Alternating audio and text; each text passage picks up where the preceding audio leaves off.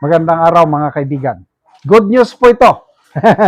Ah, nagsimula na po ang impeachment trial day 1 na elect si Senator Escudero as presiding officer. So, doon sa trial, magkatabi ang Senate President Gatchalian at saka si presiding officer Escudero. Ngayon, nagsalita si Senator Escudero bilang presiding officer at ang kanyang sinagot doon is, ilan ba talaga ang boto para makonvict si BP Sara? Klaruhin natin ito! Medyo, kahit bumaliktad siya ngayon, medyo ayos. Ayos itong si Escudero. Sabi niya, Constitution, sinasabi, 2/3 of all members, 2/3 of 24, it should be 16. Dapat yon ang threshold.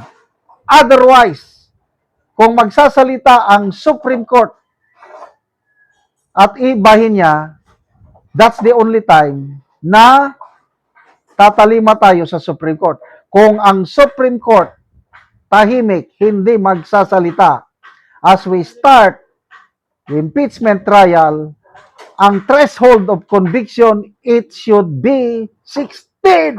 Wow!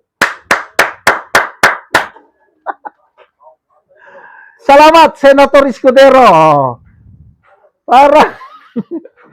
Parang ano ito? Planted. Pinatawid nila sa kabila, yun pala. Kasamahan din ng so walang nag-disagree doon. Ano ngayon? Nagsalita, after that, nagmanifestation si Senator Cayetano. Sabi niya, I'd like to, parang suporta ba na, tama yung sinabi ng presiding officer na dapat 16 ang conviction votes para klaro, both prosecution and defense. Prosecution, Team Luistro. Napakinggan nyo 16 ang number of conviction votes. Luistro, defense panel, 16. Wala na, ano pa ba? Okay, pakinggan natin yung iba pang ano. Basta good news yun. 16. Ang Supreme Court lang ang makakapagpabago kung babaan nila o hindi. Ito na yung mga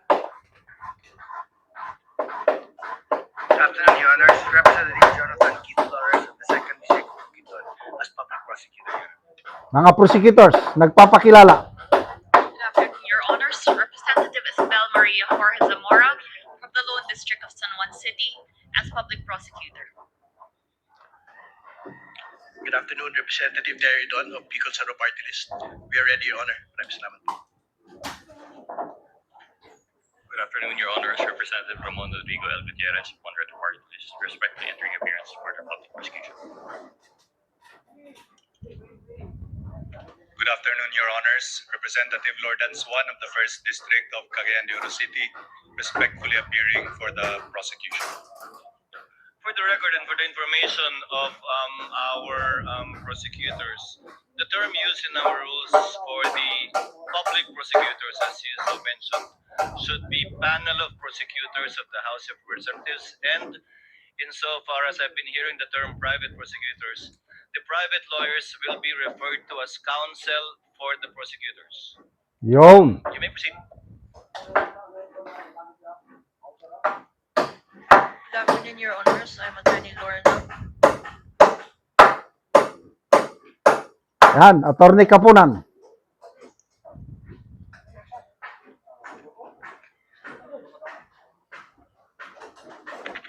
Good afternoon, Your Honors. I'm Attorney Lorna Patawa Kapunan, counsel for the prosecutors, under the control and supervision of the panel of prosecutors from the House.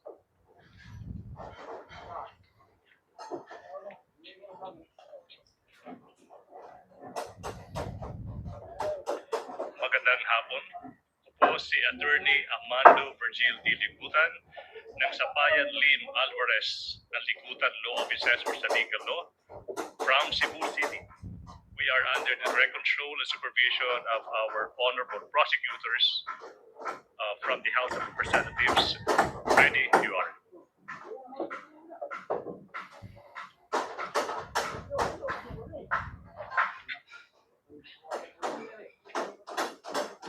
Good afternoon, Your Honors.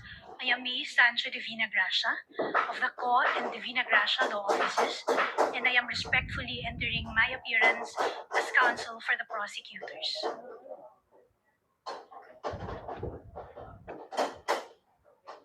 Yan. Simula na ang bloodbath. Your Honors, good afternoon. Attorney Lino Crespo Tao Kapunan, respectfully appearing as counsel for the prosecutors, acting under the direct control and supervision of the panel of prosecutors of the House of Representatives.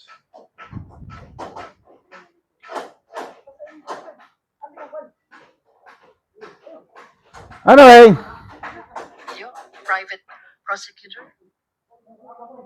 ulitin ko, malaking bagay din yung isang abogado ang inihalal na presiding officer at napakagandang balita yung statement ng presiding officer na ang threshold conviction vote is 16. Lalong nagiging imposible na ang pag-convict nila kay BP Sara. Kahit uubusin nila ang mga minority senators na ikukulong, hindi sila makakaabot ng 16 dahil 13 lang yung mga majority senators. Paano nila ngayon ikukonvict? So, BP Sara, hindi po siya nag-attend ngayon. Relax lang na lang hanggang matapos ang longest trial in history. Aabot daw ito hanggang Pebrero. Salamat mga kaibigan sa pagsubaybay nyo sa channel na ito. Nakakatulong kayo ng malaki sa tribong Talandig ng Bukidnon dahil ang income natin sa channel na ito is pantulong sa tribo. Namimigay tayo ng libreng yero at pako para makapagpatayo naman sila ng mas maayos na tirahan. Panoorin nyo ang video na ito. Karon ni anak ko diri sa nagpatindog og balay nga natabangan na mo og yero. So mo na ni ang iyang gipatindog nga balay nga iyang pag-aatupan karon.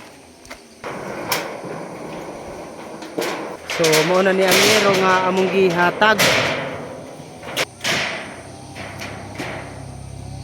Okay, tayan ra sa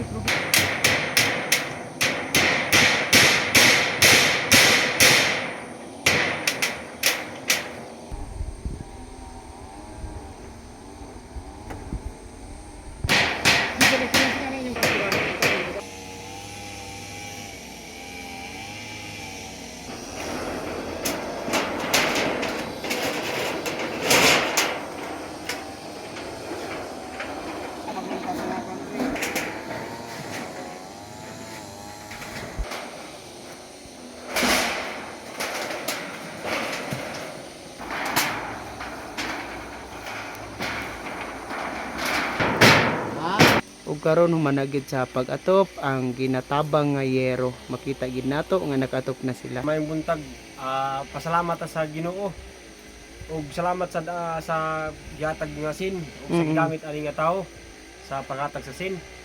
Ug salamat sa sin kay naatopan na ang among mga balay. Dili na gid mi maulanan. Ug ang hinaot mi nga kana nga programa mapadayon kay daghan pa kayo ang nanginahanglan nga programa. Subliyon ko mayong buntag ug salamat kayo. So pila na diay ni ka bulan nga imong gipatindog nga imong balay? Kuan na ni ka kuan murag gapit na gid digadagan og mga 3 ka semana di gyud. So bago pa naatupan. Bago pa ginatupan nagpasalamat gyud mi sa makadaghan. Manginaot mi nga mapirminti gyud ni siya. Og sa makausab sad dako na kay ning atabang sa amoa kay among sulon sa pagtrabaho igura sa kaon wala nami pang balik og sin ug lansang. Salamat gid kaayo. Salamat pod kaayo.